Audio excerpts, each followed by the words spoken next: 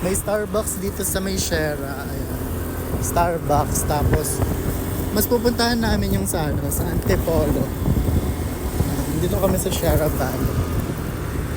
Tapos, kagandahan kasi, pupunta kami ng Antipolo. Pero yung helmet ang baho.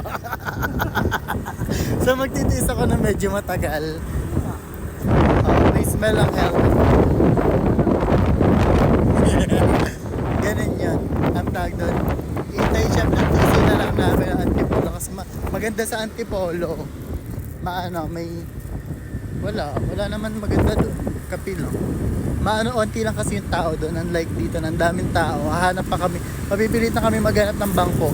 Dito kasi, di mo na kailangan maghanap ng bangko sa Antipolo. Kusahan na silang, oy, dito ka. Ganon. We're going muna to Uy!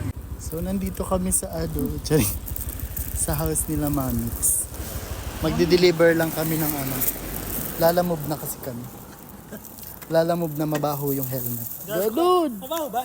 Mabaho nga. Huwag mo nang sabihin, lente ko. Hindi ka galit. Huwag sasabihin mabaho yung helmet. Huwag mo nga kayo sa amin yun. Dito kami sa nila Mami Pinky. Tadaan! Ang bahay nila. So yun lang naman. Tapos after nun, punta na kami sa Antipolo. Yun lang. Sige sa Antipolo. Uy! Vlog to. Kailan ka pa natutubag vlog? Hindi. Inamoy niya talaga. Yung kilay natin.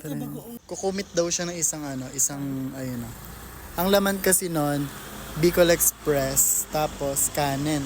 Kakain kami sa Starbucks. Last time kasi, nagkain kami ng donut doon. Nasita kami ate kasi bawal yan. That's what you call corbage. Ay! Carnage? Corkage. Corkage siya. Pasosyal pa ako, Starbucks, di nyo alam yung corkage. So, for the little brood. Lalamove po. Picture muna tayo dito sa Bicol Express. With Ginga Biloga. Bye-bye! Laki na guys. Dali, makakapit. Nag-gumit siya ng isa.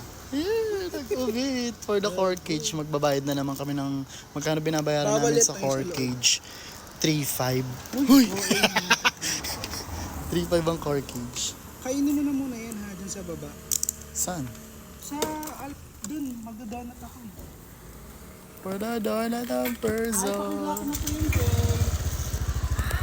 Baka tumapon sa akin bagoong. Bye po. Bye!